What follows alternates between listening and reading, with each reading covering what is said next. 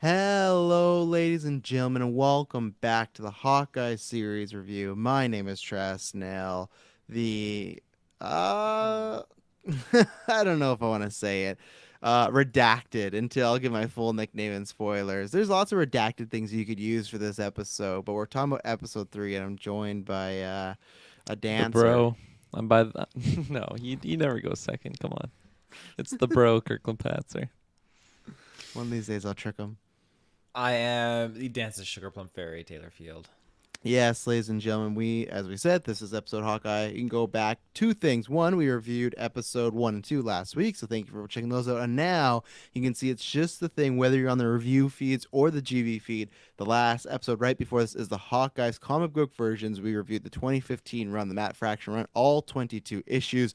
So the second you're done listening to this review, especially I feel like there's there's lots of tributes, but there's a few characters we've been learning where it's like, okay, this is interesting. So I feel like you're gonna want to listen to this episode and then go and just listen to that one right away because one, it's great talking about the comic book. Even if you've not read it, I recommend reading it and then listening to the review. But even if not, I think there'll be some bearing on what the show is gonna tackle. So Taylor, when those get promoted and put out in the world, where can they find us?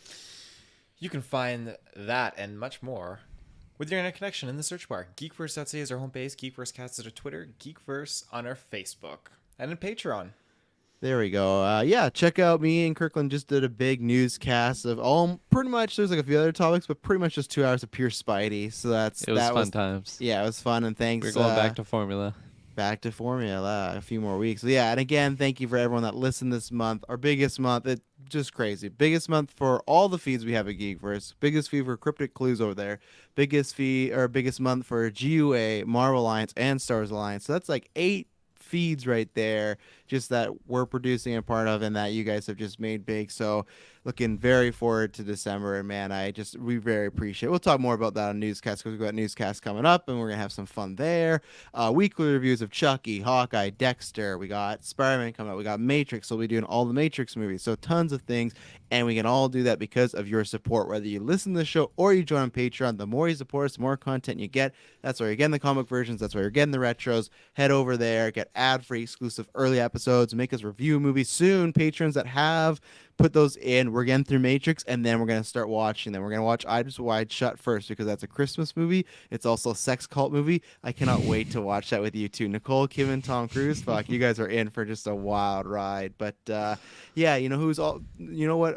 I messed up the transition because you know what you need when you're in a sex cult? You need to be trimmed up because Manscaped is what you want to do. Maybe they don't endorse that, but they endorse being smooth down there and looking good. And you don't know, you can have 1 guard, 2 guard, 4 guard. It doesn't have to be, silky smooth. You can have we were looking at lots of bushes today in our meme chat. Not just bushes. What Yeah, the fuck yeah. happened there? But the good thing is you just want to be Manscaped and go down below, use the podcast code GVPod. Go down below. You want Yeah, exactly. 20% off, free worldwide shipping. I think that is everything. Kirk and Pat's and non-spoiler thoughts. What did you think of episode 3 Hawkeye? Was it it was Echoes was the title of this Echoes. episode. That's Yes. right. Yeah. Yeah, I really liked this episode. I think at the beginning I was a little bit unsure, but as it got going, it was just like once we got into the action, I was loving all the action stuff, and I was loving just the dynamic between Kate and Clint. It's just I think this episode had a lot of it, and it was really really great. There was sort of a yeah, no, I won't mention it. It's a spoiler, but just some good things that made the interactions a little bit more interesting than they normally might be. And I mean, you were mentioning we just did the comic book version. I thought like all the references to like the comic book version of the story was so great. And yeah, no, I loved it. It really made me wish we had 2 episodes this week, even though, we stayed up to watch this. I just oh, come on. I could just binge this so badly right now, but nonetheless. It'll be fun to talk I'm about. telling you, I still wonder if that's the future. They won't because like it's good to have the content weekly for everybody to talk about. But man, if there was a higher tier to pay just to get all these episodes right away, fuck, I'd do it. Like Pay that'd to be- win. Yeah, Yeah. exactly. But no, then people would just torrent in, they'd watch it for free. So I get it. It is, and I think that's a good thing because I'm the same thing that I'll go next. Of like, it feels very much like Netflix Daredevil, where I want to just watch it all in one shot, and that's not a bad thing. It's just because this one does really feel. I think there's been differences of WandaVision felt very episodic, right? I think Winter and Soldier went back and forth. Loki to me felt like one big movie, and this to me leans more towards this, where this feels like one big movie. It feels like one big action buddy cop, kind of, especially because if you think about this, we're halfway through the season now. We have 3 episodes left, and that I will say is one of my concerns and my only kind of negatives as far as I like really enjoyed to love this episode. I'm the same as Kirkland. I think just the dynamic of those two really work.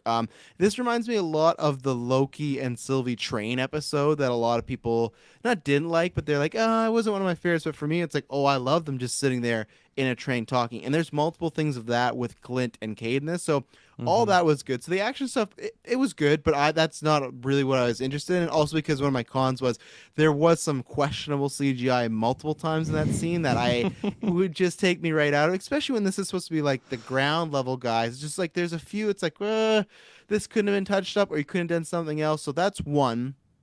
2, either we're going to get some really balls to the walls next 3 episodes, or my worry is that finale is going to feel really rushed because they're introducing a lot of things I'm interested in, a lot of things I like, or maybe they are just really setting up. Maybe we're going to get the same thing as Loki, where when this show ends, we'll get Hawkeye season 2, and we'll talk about it in spoilers, but this to me feels like a lot of things will be left open, or they're gonna speed rush through, and that's my only worry, is that there's a lot of moving plates right now. There's especially like obviously we introduced Echo in this episode, and that's to me like a whole new wrinkle, and I liked her a lot. It was a great introduction, and I think also we know she's getting her own show, so already I think I'm interested enough to go, okay, I know her from the comic books, but she's not one of my favorites, but already I go, okay, I could see myself eventually once we start unwrapping this a bit more, enjoying this. So I really like the episode. Like I said, my only cons were some of the CGI, and it's not a con, it's just more like a little bit of a worry of, okay, like there we have a lot of roads to go down, but one of those roads was to me teased pretty heavily today, and at the end of the day, am I really gonna care? No, because I feel like we all know what we're about to get, and I feel like we're just like it's just that best feeling when you know you're gonna get laid, and like all the signs that you know what's happening now. This could be the massive blue balls, but I'll wait till spoilers. But Taylor Field, what did you think of episode 3? I quite enjoyed this episode a lot. It was definitely just keeping the train going, the trajectory, and I really liked it. The humor is just really doing it for me. I love the dynamic between Kate and Hawkeye. I feel like this was very much a more of an emotional level episode, which really caught me off guard at some points, and it makes me wonder, in relation to the comic book, certain things that maybe they might kind of pursue. I can't see it happening. We'll get into when we get into spoilers. I'll elaborate more on that. But I can't see it happening. But with certain things in this episode, it makes me kind of suspect that it could be an possible thing down the line. That being said, it all depends, of course, how this season ends, which I'm assuming it's going to end very happy and good. Oh, you never know. But all right, so I think we got lots to say in spoilers, so we are going to get into it. So you're going to get your first ad break. If you've not seen the episode, now's your time to bow out. So we will be right back.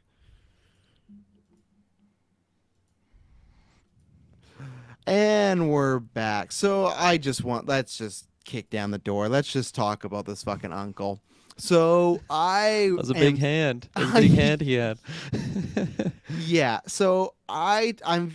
It's so interesting because I was thinking about this before we went on air, and I guess I was gonna use this as like a potential con, but it's not a con yet, so I don't want to say that. But it's funny how we had WandaVision where it's like, oh, there's some mystery big bad, and then Loki was, oh, there's like a big higher power, and then Falcon Winter Soldier had the power broker.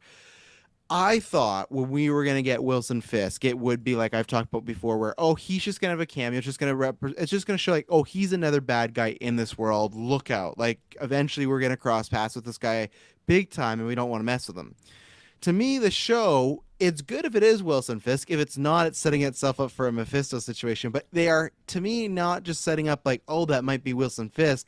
They're saying up, he's the big guy. When you have Hawkeye, who has dealt with Avengers level threats and saying he's the, like, there's one guy you don't want to make mad. And clearly he's insinuating the uncle who, because they say like it's Tracksuit Mafia, Echo, and then whoever is above her. And it's just so funny that Clint, like, he wouldn't say the person, right? He's like, you wouldn't want to, you don't want to mess with him. You don't want to, like, why wouldn't he just say, like, yeah, Wilson Fisk? But to me, I'm very surprised if it is Wilson Fisk that, like, this is the route we're going. But it seems like it because when they introduced, and we talked about this before, that Fisk at one point adopted Echo and raised her to be his own. And, we kind of see this echo of it here with being the uncle. But when she is at judo or mixed martial arts or something like that, it said karate, but I saw some judo moves. That's questionable. I've been to judo. That's not karate. But and then when it's like, you're gonna go with your uncle after class, and this guy walks in a frame. He's a big looking dude.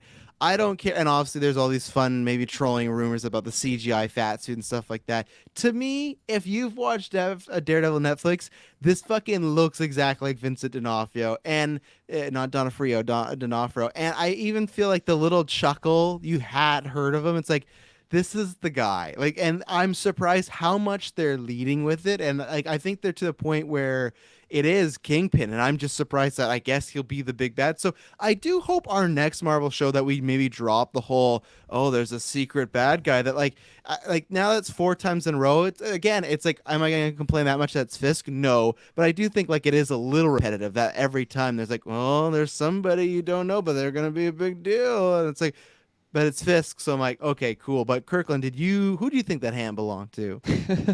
I 95% believe that is Wilson Fisk.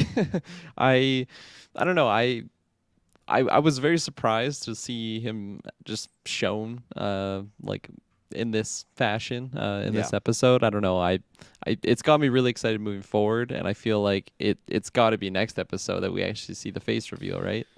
Well, the rumor is episode 5. So I don't know because, but we're gonna tease us a bit again. Are we gonna see like a different body part of his, just like huge, just some manscaped Kingpin? But no, like, I mean, he's already like Mr. Clean on top. He's probably the same all over the place. Carpet master drapes, But no, like the thing is, like, people say like, like episode 5's when he's in there. But to me, it's like if this revealed, I know he's not in here, but it's like this is him. And to me, this is episode. This is episode 3, and like to me, this episode was all about for the villain side establishing that there is a big bad booty daddy out there, and like I said, it's him. It's 100% him, and I'm very excited. But I am surprised we're going that route. But I think that maybe even episode 4 could end with him as an end credit, because like here's the thing I was talking about. Like, so we have the Tracksuit Mafia with Echo. We have potential Fisk going on. We have Jack and her mother. And don't forget, we also got Yelena, and then we got Hawkeye trying to get home. And that was my point in the non-spoilers. Like, again, that's 5 plot points, but I am worried that, like, that's a lot to try and tackle in these next 3 episodes. No, absolutely. And, like, with all that in mind, the way that I was hoping Kingpin would be handled in the show is he just ascends from the show. Like he isn't just restricted to the show Hawkeye or even just another Disney Plus show. Like I want him to be a stay around villain, like someone that's just like in and out of the phases. Like the heroes have to deal with him every once in a while, but like he's never really gone, like how Thanos was just snapped out of existence, And I hope that's the route we go, because if he just pops in and then he's like the big bad at the end of this season and then he just goes off to the raft or something, it's just like, like what wasted potential there. But like, I mean, some other factors that you're mentioning, like Yelena and a lot of that stuff, I truly think a lot of that will be leading into season 2. I think it will be handled a little bit in this season, but I still think it'll be left off fairly open going forward. I don't know. Really? So you like are you pitching that this show ends with the end credit of Clint gets a knock at his door and he opens, it's Yelena, and then like we wait till season 2? Like you don't think they'll really kill any Knife No, goes I- right into his chest. I think in front I of his think- kids on I Christmas? think an event like that could be the finale, maybe. And then it's not. I don't know. Like either one of their stories isn't like closed off, like hardcore. Maybe more Clint, and then you can just lead into the next season with Kate as like the primary character more so than having shared it with Clint. I don't know. I just feel like there's so many factors to handle, and like you just reminded us, like we're already halfway through the show. I don't want them to rush all the all the plot points just to have them said and done, by the end. But that's what makes me think we're going to be taking those ideas and going into season 2 with them.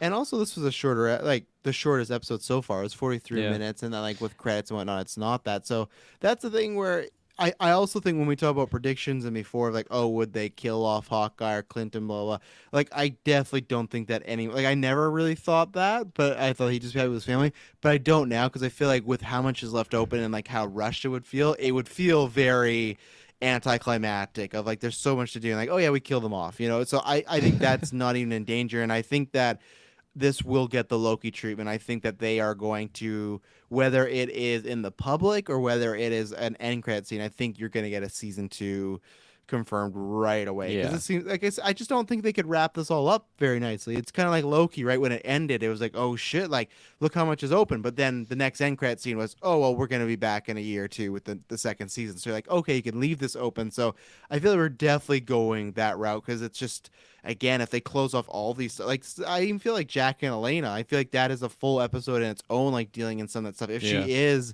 a criminal, blood money, stuff like that, that's not a simple 5-minute story. Like I don't want just a close off, oh yeah, this is bad, I hate you, and then it's over. It's like, well, no, there should be more to it. Armand, and maybe she's tied to Kingpin and stuff like that. Yeah, exactly. Taylor Field, 1, what do you think about Kingpin? And then 2, what do you think about all these storylines going on? But I want to hear your thoughts of, are you fully on board the Kingpin bandwagon?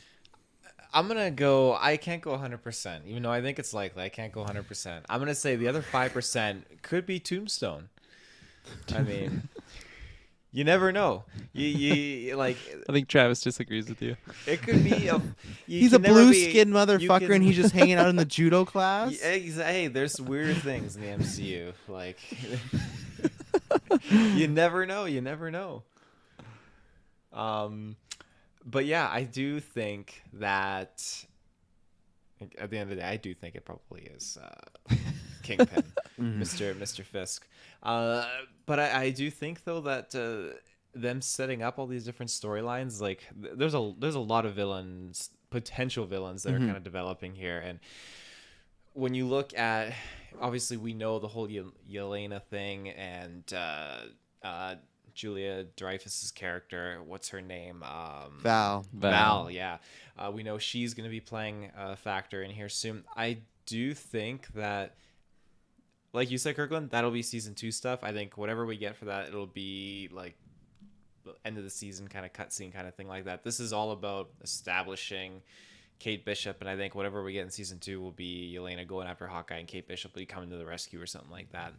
But again, the mom, I know you turned on the mom, and rightly so, because there's still more sus stuff going on there. We didn't get obviously the character in this episode, but we definitely got, what was his name? Antonio Banderas just being super sneaky with his sword. Yeah, the Ronin sword. So that's obviously going to trigger some PTSD for Hawkeye. That's some good symbolism right there. Mm-hmm. And then and that's really fun, because now I would feel like next episode primarily we'll start to deal with that stuff quite a bit, maybe start to close that off, or at least close it off for the future and everything. So it's interesting. What did you think, Taylor, about Echo? Because obviously you guys have heard a lot about her as far as she's going to be in the show. She has her own show now coming up. She wasn't in the comic that we read, but we've looked into her a little bit. As I said before, I've read her and stuff, not the most familiar. I know certain plot beats and whatnot, but we got to see her origin and kind of why she wants Ronan and how she got here. What do you think about Echo so far? I really liked her character. I liked that she wasn't just a completely like unanimated character. Like she had backstory to her. She Mhm. had motivation, and I did feel bad for her when she's like, what do? You go home and you see your shop getting fucking annihilated by a ninja. Oh, Like, yeah. just Christ. Like, it's like, what do you do? But Ronan on was top going of that, hard that night. He was going oh, real absolutely. hard. He Yeah. had some death sticks, that's for sure. Yeah, that was night one of the snap, and he's like, "I'm going bananas." The one thing that kind of threw me for a loop, and I don't know if I like missed it in one of like the subtitles or not, but at the beginning I was like, why is Kate Bishop sent away to this different school? Like when she was a kid. It totally fucked with me. And then finally I'm like, it clued in. Not even to the point where her like Echo's dad walked in. I was still like, what am I missing here? And then finally it's like, oh no, okay. She is deaf. This is different. This is Yeah. a different girl. Okay. But again, I like the character a lot. I'm really excited to see what happens. I like that I guess second in command was challenging her, kind of, we work for the crew. Like your dad was always for the crew. Like your vendetta it's dangerous. This is an Avenger we're dealing with. Just leave it alone. But she's going past that. I think that's going to put herself into hot water too. I think that's again another tie-in where you have Uncle Fisk or Uncle Tombstone coming in and Oh, it's not don't. Tombstone. Who Oh, do you it's gonna cast start as Tombstone, trending. Taylor? Who do you cast as Tombstone? oh, I need to think about that. Okay, I'm gonna come back to you because you always got good ones for that. Did you catch though, Taylor, who that second in command was? Because they showed his full name this episode. I definitely might have missed that. So I don't know how you did miss it. I don't know how you pronounce the full name. It's like Kazi Kamatrian or something like that. But either way, that is the alias of the guy who's Clown from Comic Virgins. So that guy at Oh. yes, that guy in second command's Clown. Now I don't think we're going that route right now. But especially in the comic books, how he does that where he has like darker hair, but as his disguise, he like puts on like fake hair and like does the face and everything like that and changes like even his pupils. I like lots of times they do that, like they'll just lift a character like, oh, we're gonna have a little tribute like we've been talking with Grills. But if something goes route where it almost seems like there could be a point where he does have to choose between Echo and Fisk, and if he ends up going the Fisk route, we don't know what his past is or maybe what he could become. Again, it could just be a tribute, but this character is officially in the MCU now, and it is someone that obviously they are tributing a lot of this Matt Fraction run. So that's why it's like I don't see it right now, but I definitely think it's something that could even then look at her show. She has a show coming up.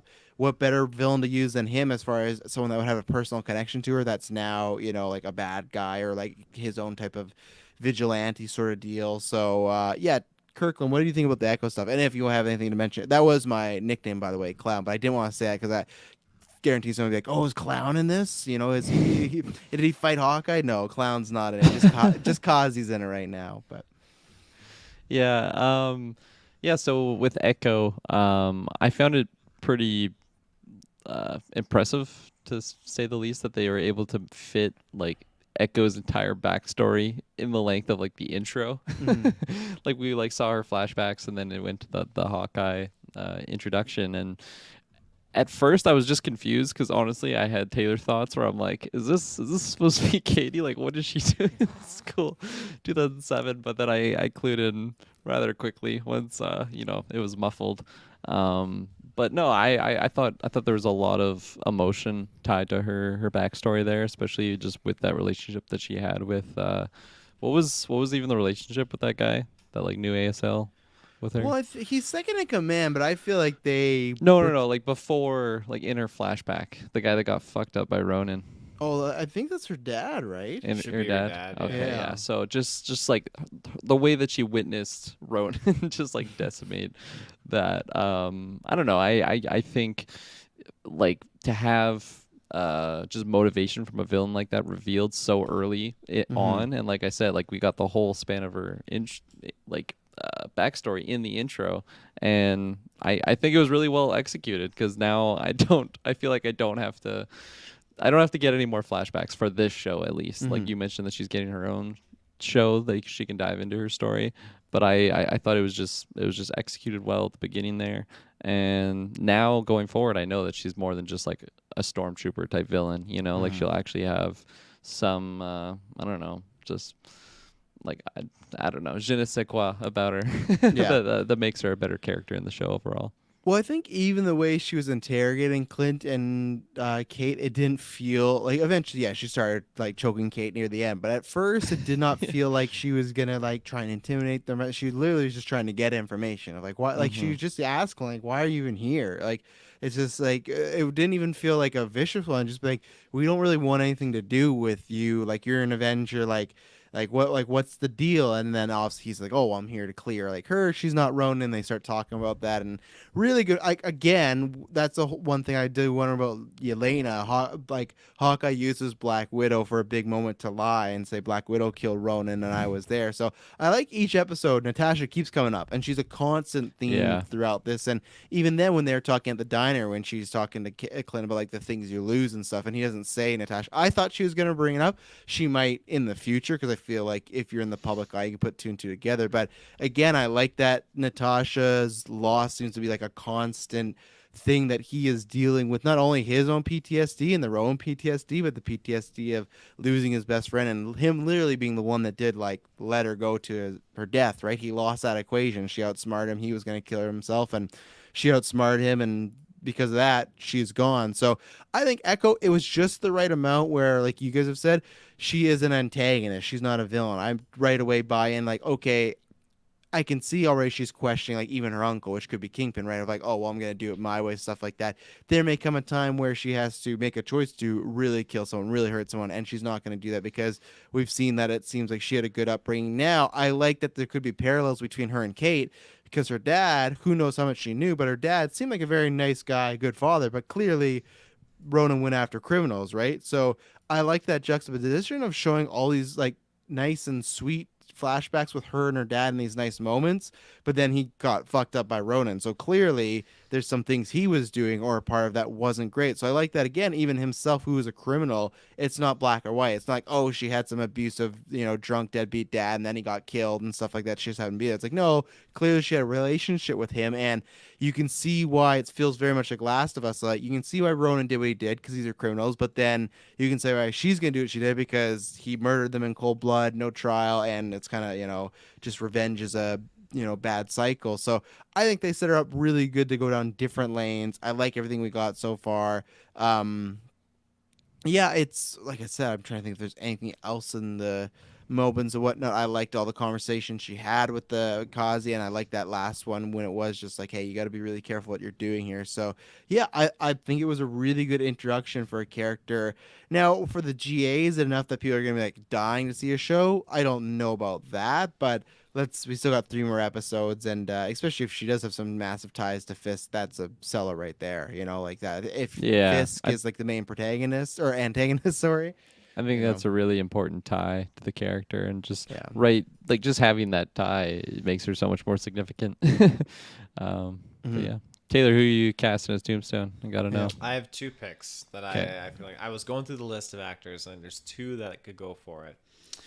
My first is the one and only Dolph Lundgren. Oh. And my second is none other than Steve Austin. Stone Cold, bald Stone Cold. Have you seen him in The Condemned? Fantastic performance. He would be a great Tombstone. Fuck, I think I've even seen that movie. You're just picking people from Expendables. Stone Cold, Dolph Lundgren. Like, that's who you're picking. I didn't actually realize. My list is not an Expendables list. My list is Jason physically Statham on there strong too? actors. I got Randy Couture in this list, Sean Connery, Ryan Gosling. Randy Couture is another Expendables guy. Oh. Yeah. Steven Seagal, was he in Expendables? He's on the list too. No, they tried to get him though. They did try to get him. Harrison Ford's an expendable guy, but I would prefer Dolph Lundgren, even though I love wrestling. What about Tom Welling? Tom Welling, who's from Superman? Clark Kent. There you go. No, from Smallville. No. Go back to the other dude, Tom Welling as fucking Tombstone. Okay, we're gonna take an ad break and get out of here. Let's take an ad break, and we'll be right back with some of our final thoughts and shout outs. So yeah, we're gonna be right back. Fucking Tom Welling. And we're back. So is there anywhere you guys want to go in particularly, because we had that action scene? Did you guys agree at all that with the action scene? Like, I thought there's some really cool stuff in there, but specifically that purple goo was really bad and looking really sci-fi challenge, and I did not like it at all. Like there's even one point where they shot like the lamppost and was melting. Like this stuff doesn't look good, but then when they used the Pym arrow, that looked great. So Yeah, I'll give you the goo. I think I'll pass all of the other ones though. There was a couple of moments like with the characters, like when they were just I don't know getting flung off the bridge. Like I could just I'm like, oh, these are CGI characters, pretty Yeah. obvious. But I don't know. I kind of reminded myself, I'm like, this is just TV show. I know it's Disney. They got infinite money, but still, it is TV show. So it wouldn't be as refined if it was the big screen picture. But it didn't bother me as badly as I don't know. I might have seemed from coming from those initial fight scenes that I just didn't really like in like the first two episodes. I thought it was much better in this one. Just I don't know, like the arrows, them flinging that stuff. It was really really good. I love seeing Hawkeye in action, whether it was Kate Bishop or Clint. So I liked all that stuff, but I'll give you some poor CGI here and there though. yeah, I really liked because like obviously lots of shouts. We talked about some comic versions of this scene was coming up, but lots of shouts to like the trick arrows and like, oh, you should really label these and stuff like that. Like that was really cool. We got a shout out to like the Dodge Charger, I think, kind of representing the car that Penny kind of had and Hawkeye wanted to buy and stuff like that. Stuff like the Pym arrow, that was really cool, and that's one of the Yeah. reasons why like you love the MCU because as soon as he pulls it up and there's like a little charm in the music, you're like, oh, these guys did this perfectly. Now I don't know if that Pym arrow is warranted for this situation. I feel like that is a lot. Like that's a lot of Like imagine if he took out that bridge. I'm sure Hawkeye knows better, but like man, like he's dropping this massive arrow on this bridge. Very risky, very carefree. And like they definitely killed some dudes too in that situation. I was kind of hoping they didn't, especially because I feel like if Kate learns about him being Ronin, that's gonna be like, oh, you were just massacring people. It's like, yeah, they're bad guys, but still, where Kate like that one arrow where she shot that exploded, they definitely like those guys are gone, She But didn't like, even bat an eye at that. yeah, she didn't even bat an eye. So I kind of don't like that. Not in the sense of like, oh, I don't like my Hawkeye can't kill. No, that's not one of the characters I put in that category. Just that I kind of thought that was gonna be a bigger plot point. So if it is later on and she gets kind of like taken aback, like, oh, you're Rowan that killed these old people, and I get it, they gotta escape, but the fact that she just blew up this car and like she didn't react at all. It's kind of what people complain about that Tomb Raider game, right? Like she was really scared to kill, and then the second in the reboot she killed, like Laura Croft was a fucking maniac and just didn't care at all. And was just like, oh, I'm gonna take everyone out. So I wasn't a fan of some of that stuff, but yeah, I liked all the humor and the comedy and the back and forth, and the trick arrows were all good stuff. So I Yeah, enjoyed. yeah, I liked all the references to that. Another just like thing I was hinting towards earlier in the spoiler-free section was just the restriction in like dialogue that they had between each other due to him, or sorry, let me rephrase that.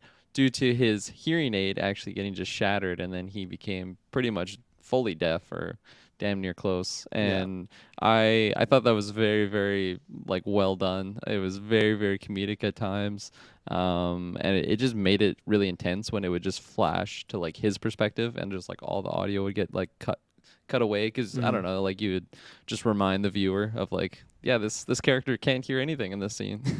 and yeah, comedy wise it was so great whenever Kate would say something and then like a couple seconds later, specifically like the train, I think that was the one moment when I just like completely like laughed out loud. But all in all, I love just the usage or maybe disusage of audio in those scenes. It was just really well done.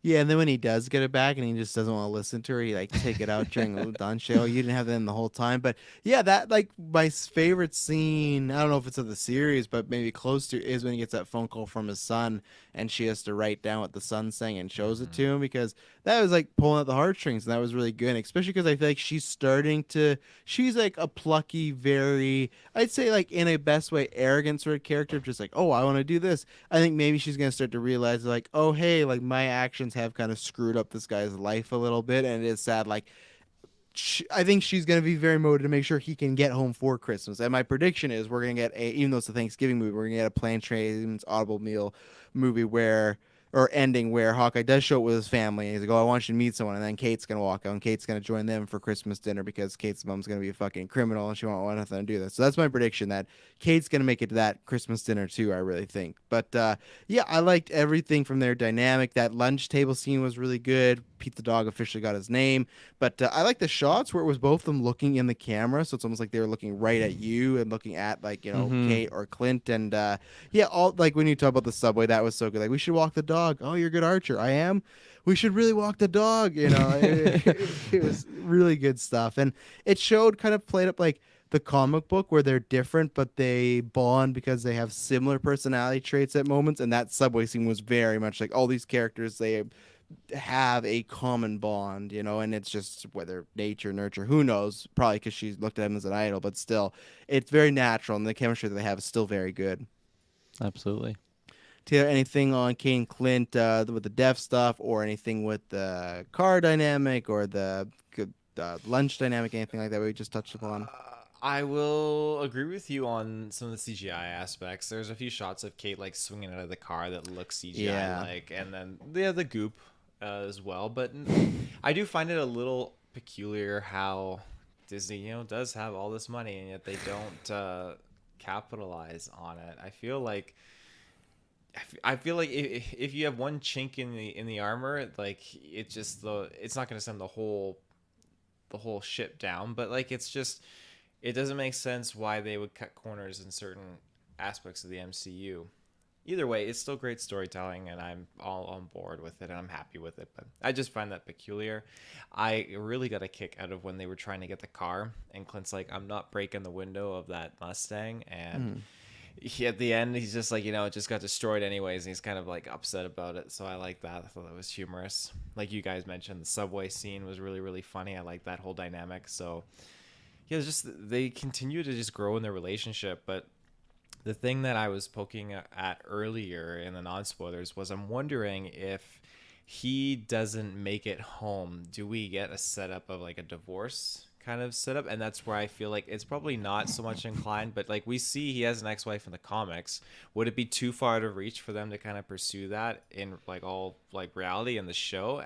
That being said, I do think it's unlikely because his wife is very, compassionate and stuff, but he's having problems with the kids. I don't think he's having problems. He's disappointing them, and I think they give him the slack of like, "Oh, we get it." Like he even said, the kid, it was sad. He's like, "It's okay if you don't make it home for Christmas," and the look on Renner's face is like, "Oh man, like this is just like a common thing." I think for myself personally, after what Clint went through and the snap and the family being gone, I would not like the divorce aspect. I feel like they would find a way to work out. So I feel like I think I could, you know what? Maybe I'll say like 100% that wouldn't happen. Because I think he'll get home for Christmas. I really do. I think he'll get home with Kate. Kate's gonna make sure that he gets there, and then they're gonna have Christmas together and everything like that. So I thought Taylor was going to be pitching in an affair that happens between Kate and Clint, leads to a divorce, No, really I think just depressing end. Kate and Clint's oldest son. Oldest son. Okay, like I don't know why they would make Clinton Laura divorce. Like that, I didn't say that. If anything, I was getting vibes You let from this like, whore into our house. yeah. She's coming here for Christmas. We wake up Boxing Day morning. She's fucking our son. What is this? Think she can just come over here? No. If anything, I would have thought you got the vibes of like Echo and Renner. That'd be the only route you could go. But no, it's none of that's gonna happen. It's all he's gonna make it home. Family's gonna be happy, and we're gonna be happy. And I want a happy ending there for him, And then season 2, we get some more shenanigans. So. Let's see. I have a few things to shout here. I really like the tribute to Echo's look in the comic books when her dad died. He put her hand on her face and made like the blood hand print. Obviously, in the comic book, she has like that white hand print, so that was really cool. Yeah, just we talked about it already, but just to touch upon it again, I love because when she walks up, the guy just goes like against the door. I'm like, what the fuck is happening there? Because we already got that Kingpin tease. I was like, oh man, what is gonna happen next? But then it was like, oh, it's Ronan. So I'm like, oh, this is cool. But they really like. So far, the best, like I'd say, like action scene had been like what they did with Ronan in this little bit because he looked vicious. He looked like when everyone's kind of like, oh yeah, Hawkeye's just a human. This looked like no, this human will fucking like he'll destroy you in seconds. Like you'll be dead even before you know it. And that's what I always liked about Hawkeye versus Rowan when we saw an Endgame. It just looked like he was such a like vicious weapon. So all cinematography, how that was done, how he came off more as a villain than a hero in that moment. Really enjoyed see the Ronin again there. And we got the flashbacks like we talked about in predictions. So Yeah, I agree with you. I think he looks mighty fierce. Something I loved about that scene though was just like the different perspective of like just being like a innocent bystander, I guess. Like in an event of like the Ronin just tearing through the city. I kind of mentioned something similar like that to just the episode 1, how we're seeing the Avengers event from Avengers 1. When Loki's invading, and it's just from like a different perspective. It just fleshes out the world so much more on like a scene that's already happened. You don't have to like rewatch the scene. Like it's in the same era setting, just like a different perspective. It's so fun when we get those moments, and it's so fitting to have those in Disney Plus shows because you can just sprinkle them in, like, and no matter what show you have, it doesn't have to be about a certain character because it's all in the same world. You can flash back to whatever one it is. It's just I love that they're doing that, and I hope it continues. yeah, well, and they never like showed scenes of it. I think that's why most of us always really like Zemo because he gave the other side of the Avengers of like, yeah, well, they were saving everybody. I'm looking for my dead family in the rubble, and they just go home. You know, it's just like it is great when you kind of see the perspective again. Like, yeah, Ronan is killing these bad guys, but for her, this is her father, and he just got vicious. Like he got taken out in one swipe. So. Kate dropped, or I guess you know what? Seinfeld dropped the line. I was born careful. Obviously, they say that a few times in the comic books that we just read that I was born careful, and Clint's always like, "What does he mean?" You know, like, but obviously he didn't really actually hear her most of that car scene, so they didn't really talk about that. I like that one. Like, I'm gonna shoot this arrow, and you're gonna shoot it up. I'm assuming you're with me, and she just says like, "What am I supposed to do?" Like, okay, on the count of 3, and they just do it. So. That was some good back and forth. USB arrow made a nice tribute there. Yes, that was cool. I'm glad that made an appearance. Yeah, you don't want me to shoot you with this, and she shoots the big guy and just like bounces off. And he's like, ugh. Let's see here, and then we got, which is funny because I think it's going very much like the Daredevil Netflix route, where in the finale Daredevil got his full-on costume, whatever. Like, it's still not the greatest costume, but that costume that's in the wallpaper of the show with Hawkeye when he has like the actual Arrow logo on him. Clearly, I think they will get that in the finale, and because she's 2 episodes in a row talked about branding and costumes. We got the official confirmation that we're never going to see the fucking winged mask or anything like that because she pitches it, and then when he said never going to happen, to me that was Foggy telling us like, hey, never going to happen, you know? So, yeah, it's one thing that I liked, though, that they did attribute. And plus, I didn't look at this, but apparently people have found a classic costume Hawkeye in the LARPing scene. There is one there. So yeah, I think that's Bob shared that in the Discord. Yeah, that's really cool. So Sir John, what do you think of people shipping them? They didn't make it clear enough that the daughter-father relation seems more like a celeb fangirl. I think because Sir John, people will ship anything in the interwebs. You know, like I honestly haven't seen that too much. Like I'm not like a Tumblr or Instagram looking for ships and whatnot, but I feel like you kind of get a general sense of like, hey, when everyone wanted Bucky and Cap to be together, you saw that everywhere. Even if it was memes, you saw that everywhere. I actually haven't really seen that there, so I think it's just anybody will ship anybody, you know? So, do you guys have anything to shout out before we close the episode? Any notes or something? I just want to pinpoint when they were held captive, and that's just quick scene of them riding the animatronic things, just really funny. And when the one bro guy came up and was like, "I bought tickets for Imagine Dragons," like it was just so freaking funny. I just love that he was just complaining and venting about that. Like, oh, he's just saying like, "Oh, my girlfriend wants to take her sister and not me. She doesn't even like Imagine Dragons." It's just. Yeah, because then Kate's like, "Oh, well, then you don't have to go to Imagine Dragons." He's like, "But I like Imagine Dragons." And then she's like, "Well, I think the problem is it doesn't really sound like it was a gift for her." And I think that scenes like that, and actually that whole interrogation scene, because her joking, but then when she did get threatened, she got scared. Again, shows like, man, just in that scene, it's like I'm very happy Haley Steinfeld's here. You know, like obviously I'm a fan of her, like in many other ways of like her career before, her music, but just in general, she's doing this very well. And it's just every time I see her, I'm like, man, we're in such good hands. And whether it's the second season of the show, whether it's her being in Young Avengers, the main Avengers, it's very much like Florence Pugh with Yelena. It's like I'm excited for them just to plug her anywhere into the MCU and just be like, man, we got another great character, especially after we've lost like Cap and Tony and Natasha. You do. Mm-hmm. I don't worry, but it's still just saying like, yeah, it's tough. Like you can't instantly recapture those characters you love, right? But already in the MCU, we have a few new ones. I'm like, okay, I can't wait to see these people interact. So, No, absolutely. anything else? Uh, when Kate and Clint are sitting down, I think of the diner scene. Kate is bringing up the Ronin thing again and just like asking him if, or something along the lines of like, the Ronin must be someone that's like really close to Clint. Mhm. And when I'm seeing those scenes, I'm just thinking to myself, I'm like, man, Kate either knows that he's Ronin or she's just so not wise. I don't know, like just all like the factors of it and like how interested he is in the story, and it just like I don't know, maybe it's easy to say it because I've seen I've seen him in Endgame. I've seen him actually be Ronin, Yeah. but it's just like, come on, it's pretty obvious, right? Like come on. Well, I it's don't know. tough because they're playing her off as like a 22-year-old, but hey, that's you guys too. You know, like would you be figuring out that like I guess you'd have to put yourself in that situation. If I would you figure out that I was Ronan? You know, you'd have Yep. to go that Well, route. if Yeah. if you're like really interested in me not having it and like Yeah. just trying to get me off of that list, I don't know.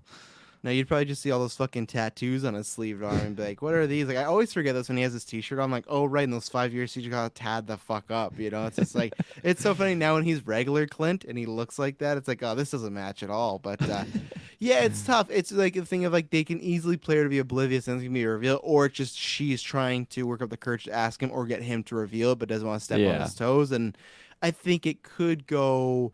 I'm really 50-50 on it. Where are you, Taylor, on that? As far as like, do you think she actually knows, or do you think she's oblivious to it? Because like I said, I could see it going either way. I don't feel a strong camp one way. I think you could get a scenario where the show won't confirm to the GA about it, but she'll know. I honestly feel like it's like 80% chance that she is aware and she knows. Because if anything, this whole time it's just been displayed that she's really, really on point, really, really insightful, and she can smell bullshit a mile away. Unless her mom's bad, and that shows a blind spot for her, right? Because she just thinks Well, Jack's bad, not her mom. yeah, but I mean that happens. I mean, you always think like your closest peers are always like on your side or whatnot, especially your parents. So Okay, but then Hawkeye, her legitimately lifelong idol, I'd that say. she's never met. No, So but there's that. still, you make that person a hero. You like put them on a pedestal. I think that could be the same way that she Well, could be blinded by Hawkeye. Clearly, she never put her mom on a pedestal, though. No, but it's just well, no, but yes. I feel like she probably was the closest with her mom than closer than anybody else in her life after her dad passed away, right? So we'll see. We'll see. I'm sure we will get that answer. Especially, I even think if Yelena we get this season and that conversation happens in this season, I think that we'll get that answer, and that could be the person that reveals it to her. To be honest, if she doesn't know, is Yelena being like, "Hey, you're Ronan," and even though I'm still excited for him to explain, well, okay, well, we went up to this planet named Vormir, and there was this red guy, and we fought over who was gonna die, and she got me, and yeah, it's gonna be good times. So. I like that actual interrogation process with Echo and Hawkeye was saying like, yeah, Black Widow killed Ronan. You know, I was there, and I like that because technically Black Widow did. Black Widow pulled Yes. pulled him back out, and He's saved pulling the an day. Obi-Wan. Oh, Darth Vader killed your father in the Clone Wars. It's like, Yeah. yeah, like I guess, but not exactly. And that's very much like this situation. So no, that's a good Yeah. shout out. Well, ladies and gentlemen, we will be back next week, episode 4. That's a good thing when I said, not that I'm worried, but a good thing of like, oh, there's all these stories. That I think we lead to some very juicy stuff, and man, I'm very excited for the day, which could be the next 2 to 3 weeks, where if we are staying up at midnight watching this, and we get to see Wilson Fisk, and he just says like, "Oh, call me Wilson," or "Call me King," like whatever it's gonna be. Man, it's we're getting closer. It's those little it feels very similar to like the Toby Andrew thing where it's like we haven't seen them in previews, but once we got confirmed of like Defoe and Alfred Molina, it's like, well, we know what's coming next. And I know it's just a hand, but man, I'm just gonna be happy with that because that's great times, and I think we're getting it. I can't wait for tomorrow. All the people that slow down his laugh and be like, okay, so we took 5 different movies and Vincent D'Onofrio laughing, and here's what like you know what's gonna happen, and you know what I'm gonna fucking watch and be like, I can't wait. But yes, ladies and gentlemen, thank you very much for tuning in to this review. We'll be back next week with episode 4, and I promise you that will definitely not be boring. Bye bye. Peace.